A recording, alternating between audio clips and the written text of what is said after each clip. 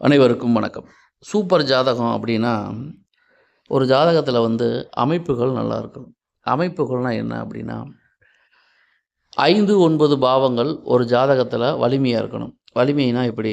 5ஆம் பாவம், 9ஆம் பாவம், அந்த பாவாதிபதி நீசமாக இருக்கக்கூடாது, அஸ்தங்கமாகக்கூடாது, வக்ரமாகக்கூடாது, பாதகமாகக்கூடாது, திதிசூன்யத்தில் இருக்கக்கூடாது, எந்த விதமான பாதிப்புகளும் இல்லாமல் 6, 8, 12 மறையக்கூடாது.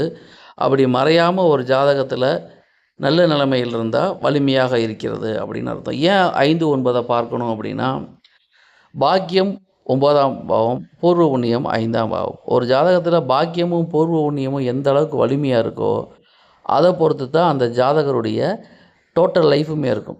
ஏன்னா பாக்கியம் சப்போர்ட் பண்ணணும், பூர்வ புண்ணியம் சப்போர்ட் பண்ணால் தான் அந்த ஜாதகருடைய பூர்வீகமும் நல்லாயிருக்கும், ஜாதகருக்கு கிடைக்கக்கூடிய பாக்கியமும் நல்லாயிருக்கும். இதில் எந்த அளவுக்கு பாதிப்புகள் இருக்கோ அந்த அளவுக்கு வாழ்க்கையில் ஒரு இடர்பாடுகள் இருக்கும் அப்படிங்கிறத நம்ம மறக்கக்கூடாது.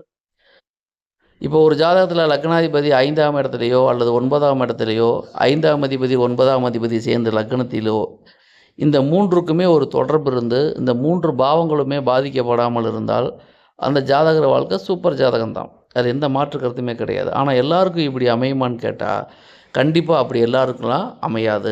அப்படி அமையப்பெற்றவர்கள் சூப்பரான ஜாதகத்துக்கு சொந்தக்காரராக இருக்கிறார்கள். இது எப்படி என்ன ஜாதகத்தில் வெற்றியை கொடுக்கும் அப்படின்னா, இப்போ ஒரு தசாபதி எந்த தசாபதி நடந்தாலும் சரி, இப்போ 5ஆம் அதிபதி 9ஆம் அதிபதி லக்னாதிபதி வலுவாக இருந்துட்டாங்கன்னா அவருக்கு கஷ்டமான காலம் வந்தால் கூட அதை தாங்கக்கூடிய அளவுக்கு மன வலிமையும் உறுதியையும் தரும்.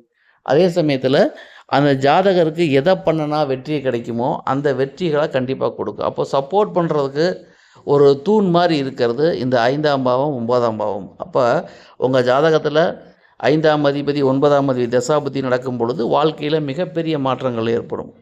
நீங்கள் விரும்பினாலும் விரும்பாட்டியும் ஜாதக அமைப்பு நல்லா இருக்கிறனால அந்த 5, 9 தசாபதிகள் உங்களுக்கு மிகப்பெரிய வெற்றிகளை கண்டிப்பாக அந்த காலகட்டத்தில் தந்தே தீரும் அப்படிங்கிறதுல கொஞ்சம் கூட சந்தேகமே வேணாம்.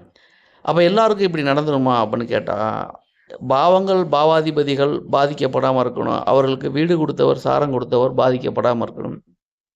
அப்படி பாதிக்கப்படாமல் இருந்து அவர்கள் ஆட்சியாக உச்சமாக இருந்து அவர்கள் தசாபதி நடந்தால் அது உண்மையிலேயே கோல்டன் பீரியடு தான். நம்ம தெரிஞ்சுக்க வேண்டியது அடிப்படையில் 5ஆம் பாவம் பாதிக்கப்படக்கூடாது, 9ஆம் பாவம் பாதிக்கப்படக்கூடாது.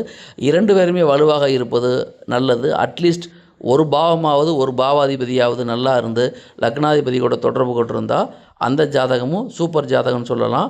இவை முழுக்க முழுக்க பொதுவான தகவல்கள். தனிப்பட்ட ஜாதகத்தை பொறுத்து பலன்கள் வேறுபடும் என்பதை மறக்கக்கூடாது. நன்றி, வணக்கம்.